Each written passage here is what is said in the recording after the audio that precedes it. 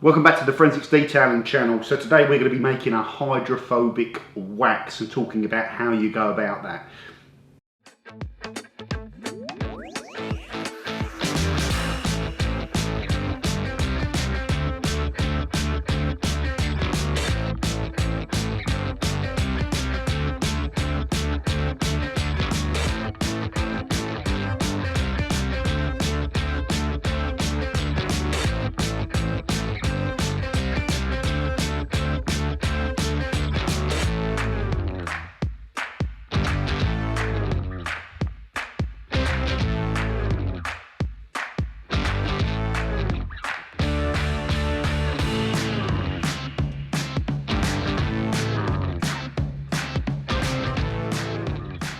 Welcome back to the channel, guys. So we're going to talk about how to make a hydrophobic kind of repellent beading wax today. We're also going to talk a little bit about wax curing and getting a wax which actually cures properly.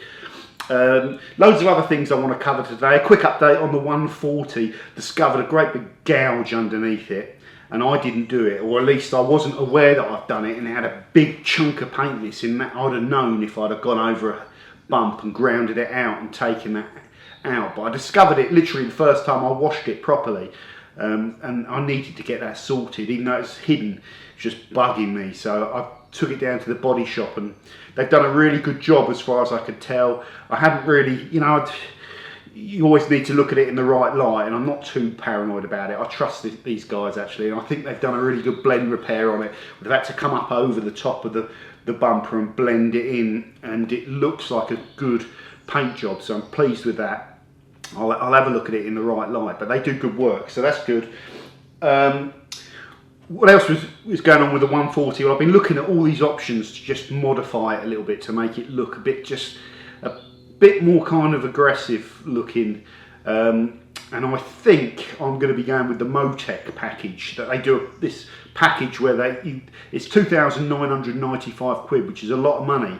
But when I priced up doing all the things individually I wanted to do, and the end performance exhaust and everything, it was coming up at about 2.5 grand. And I think what they do is their package that they put on the car, all those modifications are quite desirable, and it wouldn't be the sort of stuff you'd want to revert when you sell the car, because it probably add a bit of value. That's my thinking, and I think it's a better package, so I'm probably going to go with that. There's a few little things that I don't want to do in the package, and some other things that I want to do afterwards, so I'll probably shoot another video of that. But hopefully we're going to get the car looking a bit more aggressive and a bit nicer, and hopefully the springs they put on it will stiffen it up a little bit, but we'll see. So that's coming on the channel. There is a load of stuff here to feature that I need to talk about. I've been doing a test on glazes. That's all kind of done and dusted now. That video will be coming out soon with some recommendations on glazes. There's also going to be a lot of product stuff on this channel, guys. Some stuff that people have kindly sent in that I've had a look at and can feedback on now. We've got some stuff from Revive, Auto Apothecry. Infinity Wax have got a new product out, or it's an update to their existing rapid detailer spray, so it's like a new formula. We'll talk about that. We've got this month's Waxpack sample box, which I'm going to go through and talk about, and some other bits here, some scents from FJAS as well. So we'll talk about those when we're making the wax brewing. So let's get through this.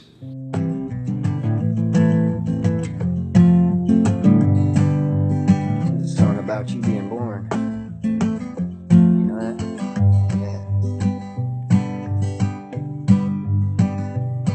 Kinda hard to remember, but I think it was September when you walked into the bar that night. You were the prettiest thing that I had ever seen, and I mean ever in my whole damn life. See, I was sitting on the stage, feeling locked up in the cage, and knew this was the only one thing to do. So darling, I hopped down, and just feeling like a clown, I knew I truly had to talk to you. But oh, my darling love, where'd you go?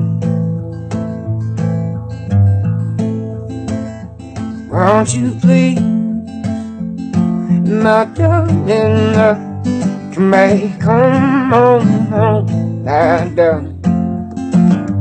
Come back home, and a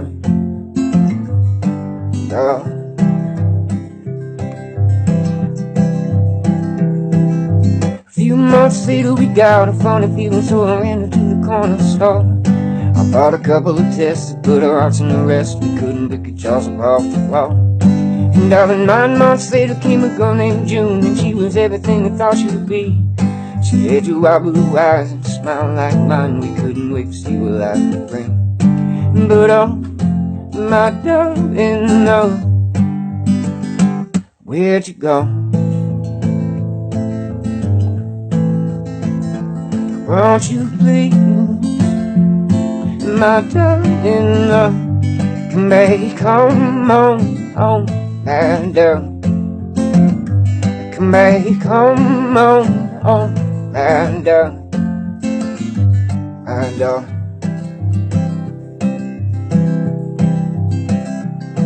Darling, almost every night she come looking for a fight, and I would choose the wrong words to say. See, I would call you a mess, and you would beat on my chest, and then we'd both turn and walk away. And I was caught up on a feeling, stuck up on the ceiling, baby, thinking that I'm losing my way. But darling, it's been real, it's been fun, so be on your way.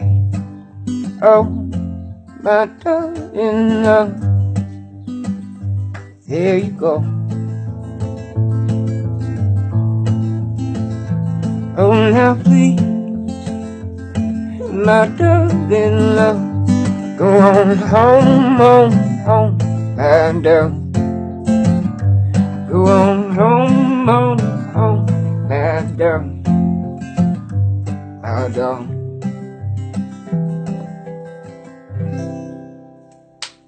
Thank you.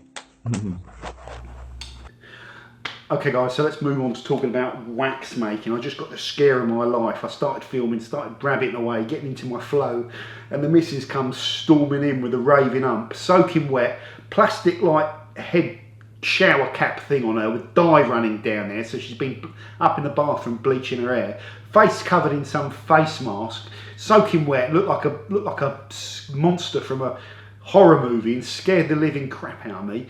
Hello, yes. Ah! Starts ranting at me for playing a trick on her. Now, once upon a time, I used to do this stupid trick on the missus where I would switch the shower in the bathroom. You know, you can like toggle it between bath and shower. And I'd toggle it to the shower and tell her that the tap was stuck. And she just have a look at that tap. It's not working. So she'd go and turn the tap on full blast, and the shower would then soak her. So she's gone into the bathroom to use the bath, turned the tap on, and the shower's come on and soaked her. And it has nothing to do with me. I didn't do it. But because I did it once before, years ago, as a joke, she thinks it's me. And now she's got the raving ump. So it's put me out of my stride for this video. Well, I just thought I'd share that one with you. Wax making. Okay, so we are trying to make a hydrophobic wax in this particular video. So hydrophobicity is something which seems to be very, very desirable from the consumer point of view. So in other words, you guys and me like it when we put a product on our car and we can see it repelling water, because we use that to measure the kind of protection, you know, how long the protection is there for. And it's not always an accurate thing to do and to look at, although it's about the only thing you can really use. You know, you can't really, the gloss, you can't really measure that with your eyeballs on a car, although you know when it's freshly applied. But after that, you can't measure the protection of your car by how shiny it is that accurately. So we tend to poke water at it and look at how well it's still repelling. So there's a big kind of move, I think, towards products in the detailing market providing hydrophobicity. In this video, we're going to talk about how you'd go about perhaps making a hydrophobic wax. Now, from a very basic standpoint of when you're making waxes, one of the things that I keep banging on about, and I have conversations, still probably the #1 thing that the Forensic Detailing channel talks to other people about, is wax making. A lot of conversations I have with guys that are doing this at home each week. Now, from a very basic point of view with the waxes that you can use in these products, the first test you should do when you're making waxes is do a load of blends with just a single wax. So you take your carnauba, you take your montan, you take your paraffin, you take that microcrystalline form of paraffin wax, the denser version. You can take your Candelia, take your beeswax, a lot of other waxes that people play around with. Take all of those and do simple blends with them, where you use a fixed ratio of the wax, so say 20 grams per 100 gram if you like, or 20% would be a good starting point. And then make a wax with that, and ideally don't use any carrier, which sounds bizarre. Just use wax and solvent. So with things like carnauba, that will create some obvious problems when you do it. But what it teaches you is how much kind of solvent on its own you need to get that wax in a kind of dissolved state. Now, something like paraffin or beeswax, they're not as reliant on having a carrier in there to make them kind of workable. You could just have paraffin and dissolve it in a solvent. It'll still be quite hard, but you'll be able to get that up onto an applicator and apply it, and the solvent will flash away and just leave you a pure layer of paraffin wax on your car that you could buff off. And you can do that over a test panel with all the different waxes and look at those waxes and see what those different characteristics of those waxes are in terms of water repellency. And you'll notice that actually carnauba and montan are not that repellent, especially montan, but you will notice beeswax has a fair amount of repellency in it, Candelia a fair amount as well. But the one you will notice is that paraffin wax is ridiculously repellent. It can give you a contact angle to water of up to 115 degrees. And when it's just a pure blend of paraffin, if you use that, you will have a very, very repellent wax. So the first thing you can do to add more repellency is move your blend away from using the heavy hard waxes of montan and carnauba and increase the amount of paraffin and also beeswax to give you repellency. Now there is a trade-off to that what you will notice is that even though paraffin has pretty good detergent resistance and quite decent durability to kind of chemical erosion, it will not stay on the panel as long as pure carnauba or montan, and those hard waxes are actually the things that really last and give you a kind of really good gloss retention. So there's trade-offs that when you start to incorporate softer hydrophobic waxes into your blend, you'll get a smoother blend, you'll get a more repellent blend, but that blend loses something in terms of gloss and loses something in terms of durability to me. Tying in with that point, I mentioned something there, smoothing out the blends. This is something that I get asked a lot. People seem to want their wax blends to be very smooth and balm-like. Now, when you use high carnauba, when your primary wax is carnauba, you'll get a graininess to your wax, and the more of it you use, the more grainy. And if you're virtually using all carnauba and virtually nothing else, you'll have this thick, cake-like, grainy wax. Now that is okay as long as you've got an adequate carrier system in your wax. Now one of my favourite waxes, or a very good wax, the Shoal Vintage Wax, which was the glossiest, retained gloss the most in the mega test, and also when the Angel Wax, Burton Angel Wax did a follow-up on it, they kind of tested the waxes for other things, and Shoal Vintage kind of showed that it was a very high solids wax, and it's almost, as far as I can see, a pure carnauba thing with at least 30% carnauba in it, carnauba, and that wax also happens to retain its gloss and provide the most gloss, and that's not coincidence. So if you're trying to smooth out a blend by using softer waxes, and you can also smooth out blends using oils, coconut oil, the white thick form of it, it's almost like a wax itself, that will smooth out a blend, that will help reduce graining. But whenever you do that and you try and make the carnauba backbone smoother by putting other components in, you lose something as well. So it's going to come down to personal preference, but for me, smoothing out blends is something that's not a priority. And my waxes that I'm making at the moment, most of them are carnauba dominant kind of waxes that have a graininess to them, and most of my favourite waxes that I've used so far have that grainy quality. So it's up to you. If you want to make it smooth, go for it. Personal preference comes into a lot of this wax making and what's important to you as a kind of wax maker. What else are we talking about? One thing I want to talk about here that's tied in with all of this is wax curing. So when you are using components in the wax blend that you know, typically it's going to be oil, isn't it? You know, most people are putting an oil in with the wax, but it could be a synthetic carrier, which is, you know, you're using for the same reasons as using the oil. You have to balance those very, very carefully. And I get probably at least 4 or 5 waxes a month coming in from some of these guys that are doing the same thing as me, making them at home. The number one problem with those waxes that I see are they have a lot of oil in them, and when you lay them out over the panel and wait for them to haze up, and what I like a wax to do, and not all of them do it, going back to, they don't do it because they're not right, they do it because sometimes they're not designed for that function, like the show wax thing. We'll talk about that in a minute. The number one thing that I want to see with a wax is I want to see the cure happening, so that the wax is hazing out, and then, you know, you do the finger swipe test, and ideally the panel, your finger takes the wax off and you see the clear panel behind, so that when you go in and buff the product, you are literally leaving a layer of the wax which is bonded onto the panel behind.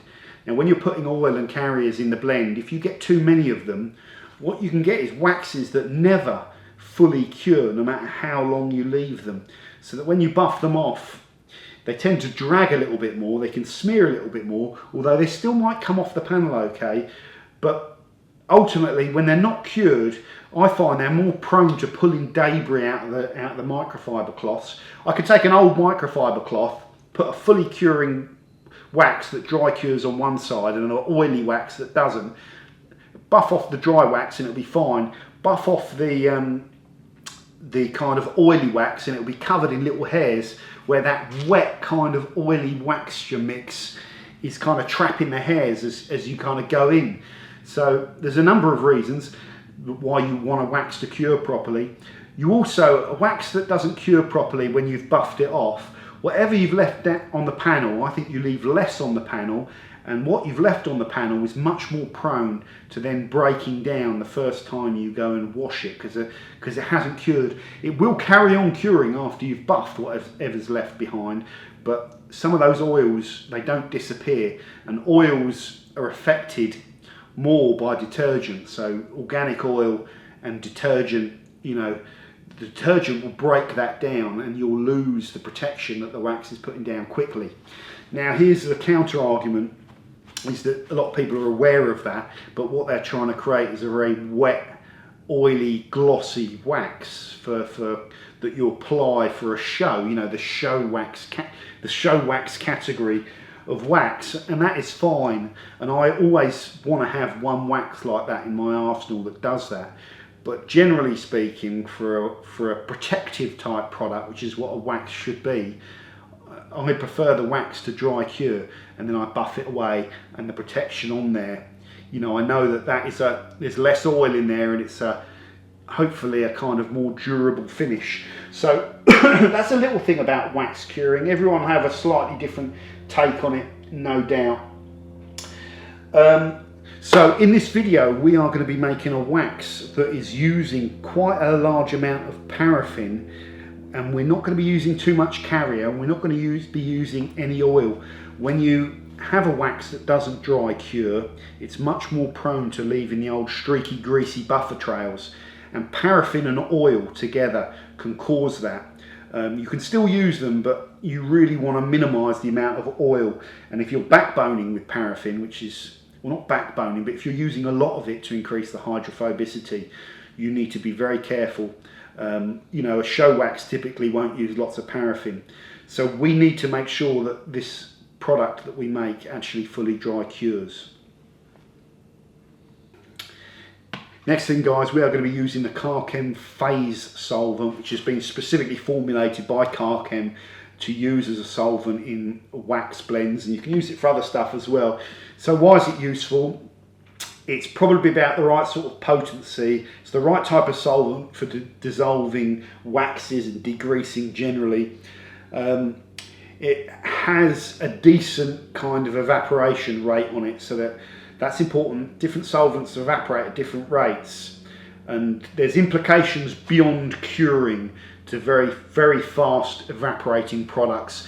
Literally, with if you overcook it and you put a solvent blend in which evaporates too quickly, if you have the lid off the product, you can start noticing the top of it kind of crust quicker and stuff like that, which affects, you know, the stability of your product over a couple of years, which is another factor you have to be careful of.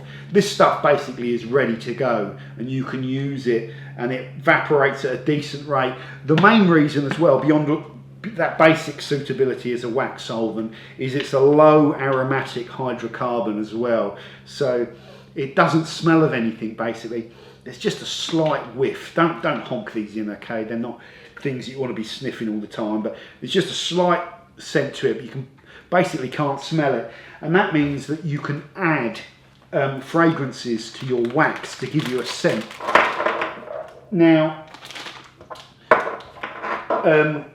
you know, this is coming down to personal preference as well, but generally most people now, the market seems to want scents in waxes rather than a high aromatic smell. So I've talked about FJAS before on these wax making videos. So FJAS make pure fragrance oils, okay? So they're essential oils that they do, or they're just very high concentrated oils that are compatible with these kind of solvent blends with wax that we're doing. The good thing about these is they're strong enough that you don't have to put loads of them in, so they're going to have an impact. You know, these are oils, essentially, fragranced oils. If you actually use loads of them, loads of the product, you could alter your blend ratios with them. But literally 1 or 2 milliliters, or just a few drops of certain scents, depending on what scents they are, is enough. So I discovered these guys very early on in the kind of wax making. And I did a video recently where I was putting this stuff in the air filter because it just seems to work very well. Reggie's still alive, by the way, so it's completely safe. But the main reason is their range of scents is just vast, and you can get whatever you need, and you can pick fun stuff. So like here I've got mint choc ice cream, mango and coconut, toffee candy, Irish coffee, chocolate orange. I think Tony used that scent in one of his waxes, and it's really nice. Citrus boom, or you can go down the kind of menthol route with eucalyptus, peppermint, marshmallow.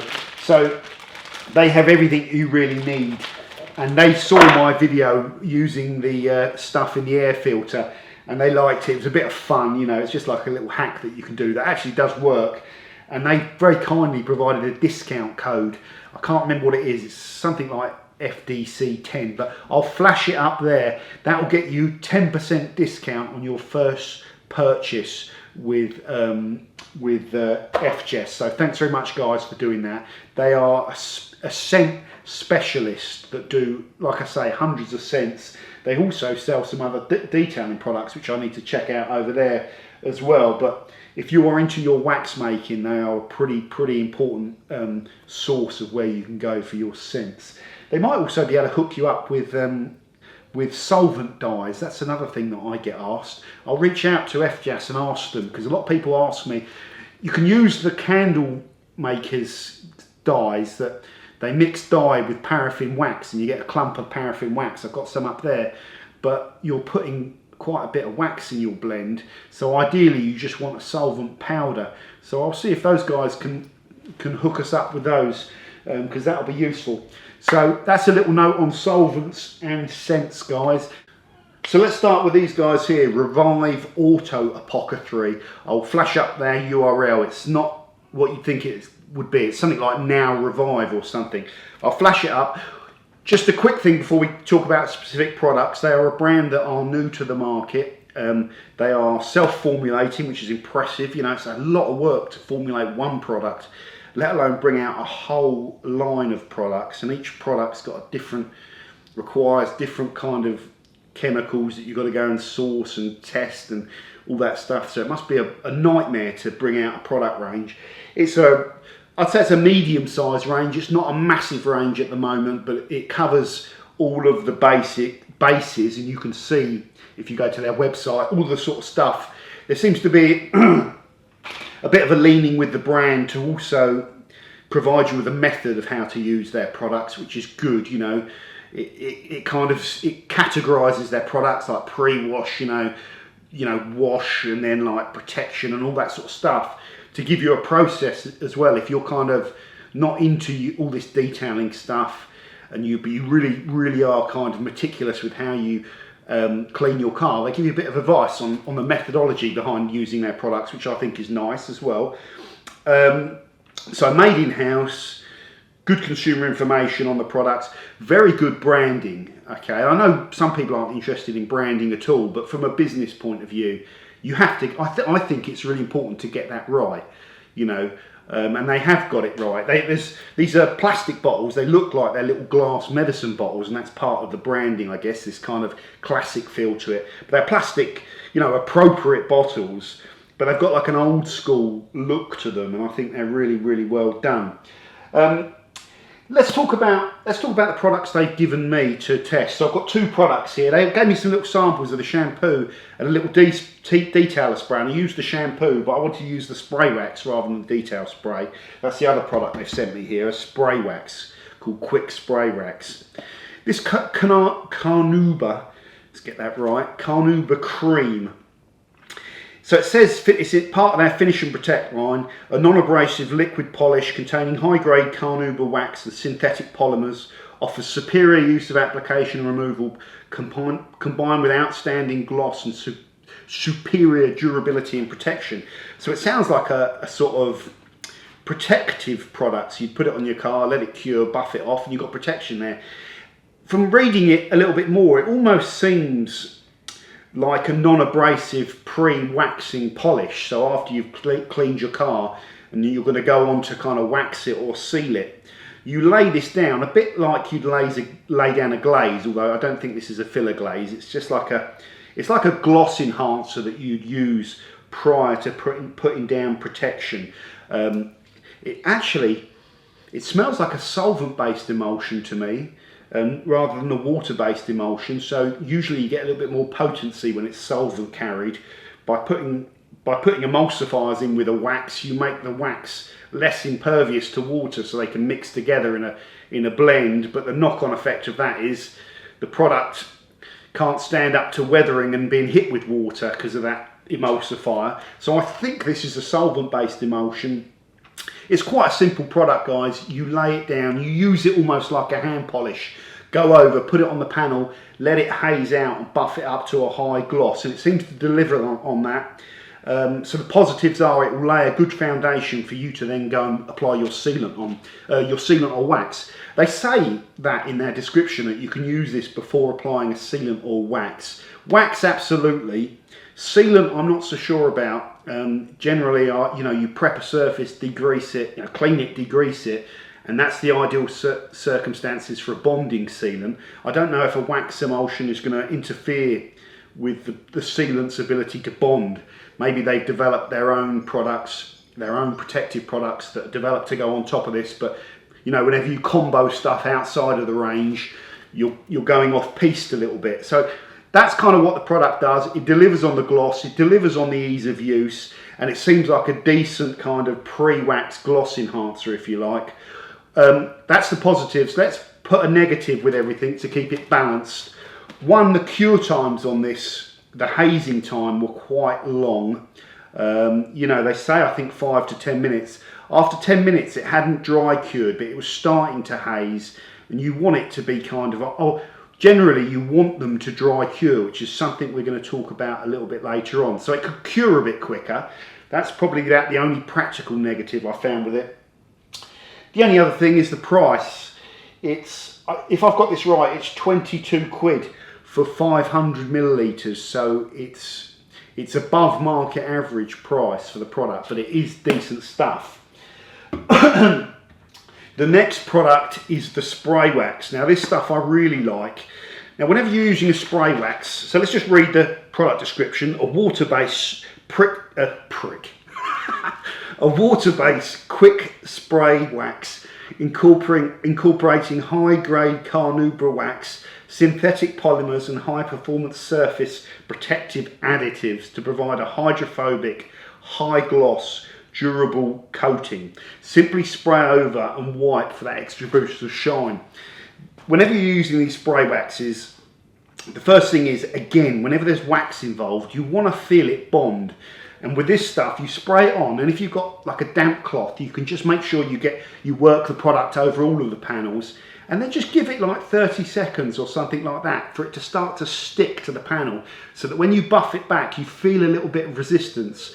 And that resistance tells you that the wax is actually kind of bedding down on the surface a little bit. That's what I do. This product, you know, I felt that resistance. Then after I put it on and wiped it off, I can see the hydrophobic effect, I can see the gloss, and I can see it's bonded. So this one worked without any issues, and I think is a really good product.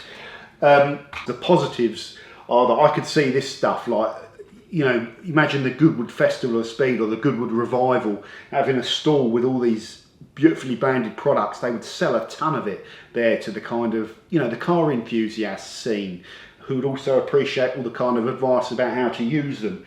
So it's good in that sense. I would like to see them perhaps offer bulk quantities beyond a litre. Might not want to, it might not be part of their kind of strategy, if you like. You know, when they're creating a brand, you know, you're kind of creating a brand for a certain market, and it might not be marketed for the professional scene. But the reason I mention that is I chat to some of the other guys that have got some of these samples. One of the guys really liked the one particular product, the quick detailer spray, and he had found a use for it, but he wanted it in 5 litre quantities, and he's in the trade, so he probably want it cheaper. So I think it'd be really important for Revive to perhaps have a trade line, which a lot of the brands do, where you can get bulk for a little bit less, and then you're covering a different market as well as the enthusiast kind of scene as well.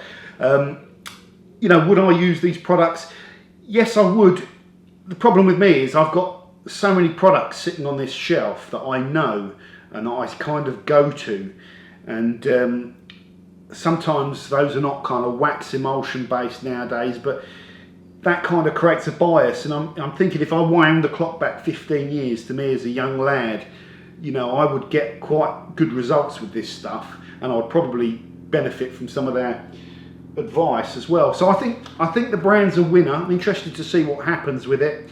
Like I said, I tried to do a balanced review thing on it, that it is over market price, but it is good stuff. So that is the Revive Auto Apothecary. Thanks very much, guys, for sending it in. I wish you honestly the best of luck with growing the brand, and I think you're off to a really, really good start with this kind of first wave of products that you put out there. Next up, guys, Infinity Wax have released a new rapid detailer spray. So this is Infinity Wax Rapid Detail. I thought it was called RDS. Now, they already had this product out, you know, Infinity Wax Rapid Detailer. I'm going to end up saying that 500 times now. And when we did the detail spray mega test for Pro Detailers magazine, I really like this stuff as a general use kind of rinse aid detailer, or you could use it dry, but I liked using it wet. Why? So when you've got all the water on the panel of the car and you just buff it with a cloth or a towel or something, usually you feel a bit of resistance. It depends what product you've got sitting on the surface there, but usually the towel kind of resists. So for any drying aid that I spray on the panel, or even spray a bit on the cloth or whatever, first thing I want to feel is that it's nice and slick and slippery.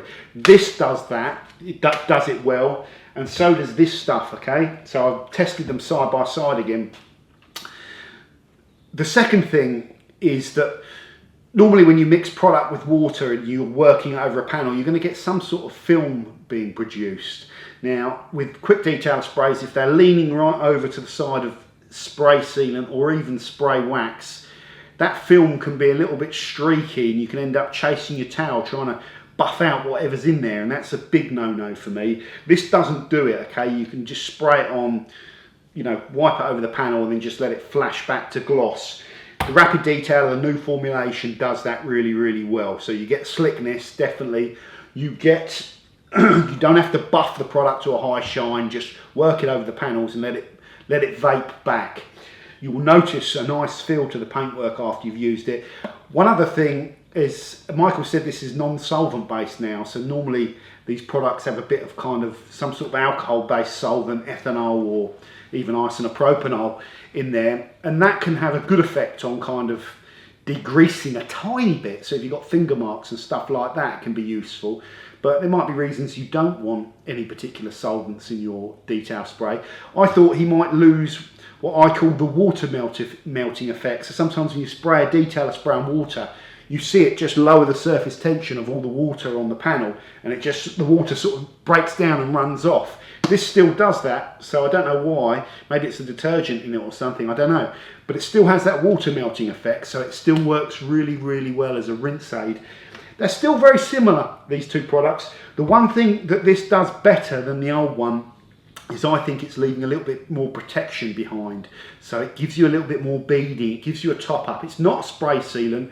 Okay, I think Michael says that, you know, if you used it on a car, you might get that hydrophobic effect for a couple of months, but not sort of some 6 to 8 month heavy duty spray sealant. So it's still a quick detailer. That's what it's designed to be. Okay, and I think it's a really good product. There wasn't much wrong with this. You know, the old rapid detail spray, it was fine. The new stuff is just giving you a little bit more protection. I think that's what I can see it doing anyway. So that is the rapid detailer. It is 500 millilitres, costs $9.99. And at the moment you can get it through Jay's Wax, and Infinity Wax are just setting up a new website and a new distribution thing. So I'll keep the links updated of where you can get it from. But as of April 2018, Jay's Wax are distributing this. £10 for 500 millilitres. If you sign up for a trade account, and I'll give you the email address, so if you're in the trade, this becomes £5 for this bottle, or 20 quid for 5 litres, which is really good value. So I think this is a good product. Definitely recommend it. Check it out if you like it. I'll do a giveaway. This is the first bottle of Infinity Wax, the new formula, ever poured. It doesn't have scent in it. It normally will have scent, but this first run doesn't have any scents. So I'll do some sort of giveaway on the Forensics Detailing Facebook page, so check that out if you haven't done already. I will also, and this hurts because I want to keep some of this because I like it, but I will send this bottle here, which is the same product, just dyed pink. I'll send this out to one of my tier 2 patrons to give me some feedback on and see if they agree with my thoughts on it. So that is the Rapid Detail Spray. Just very quickly, he's also fixed the problem with, this was blue when I got it, and it's probably getting on to past its sell-by date now, although it still seems to work fine. But it goes grey, this one. I think Michael's fixed that problem in this particular product, so you won't see it lose its colour over time. You can also use this product on glass, but it says don't use it on your windshield where you've got wiper blades because it can cause a bit of smearing. I like it when they're upfront and honest about all that sort of stuff. I'd rather they tell me than me find out the hard way.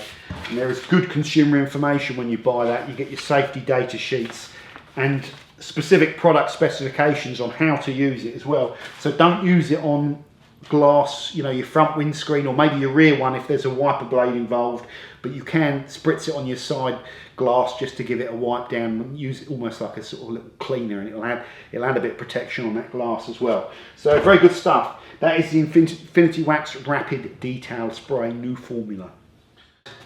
Next up, producty thing, Dan from the Waxpack has kindly sent us through the latest Waxpack mystery box. So we featured Waxpack before, probably a couple of years ago, talked about what they did. So they are a distributor of products. So you can go to the waxpack.co.uk and they've got about 20 brands under their umbrella, and good brands that you'll have heard of.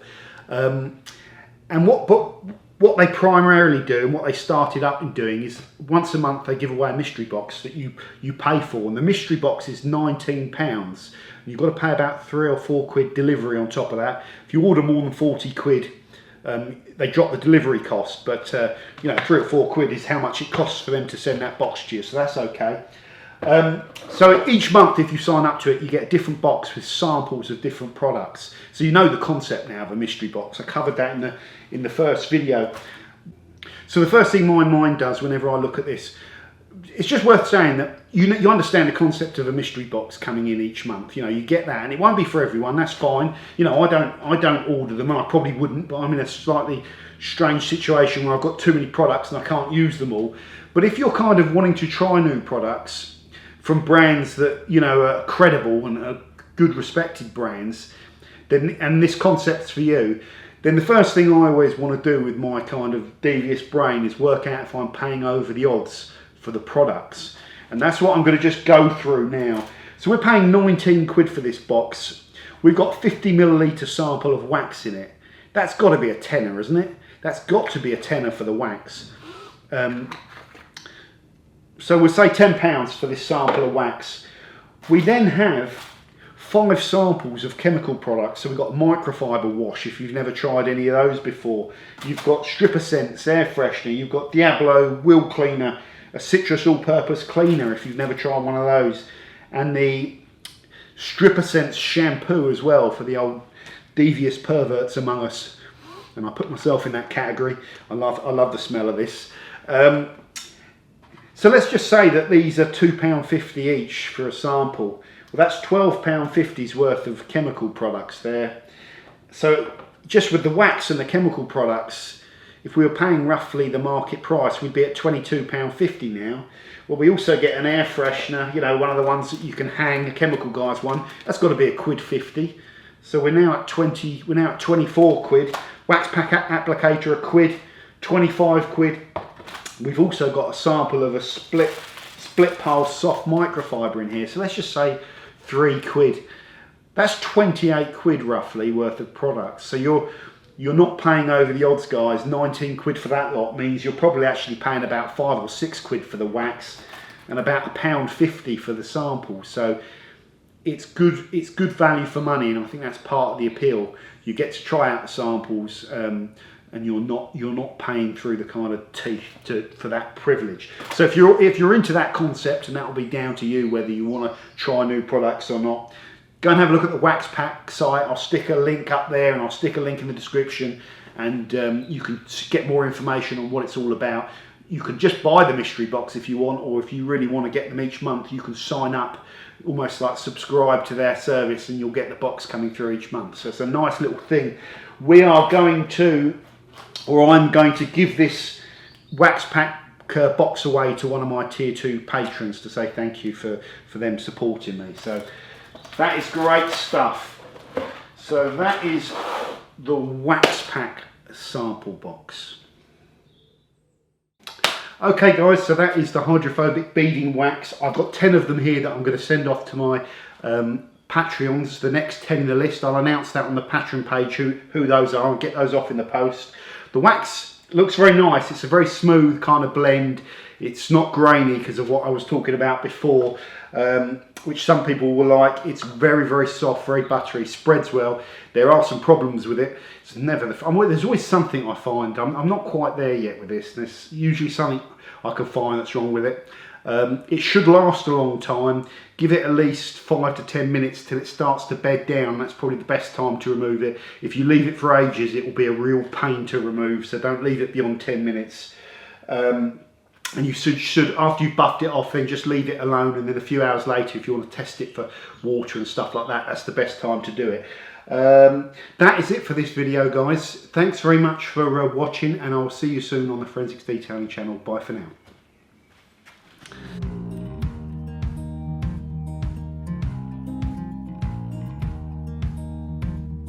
Holding on to what I knew, but the moment's gone. Where was I when you went home?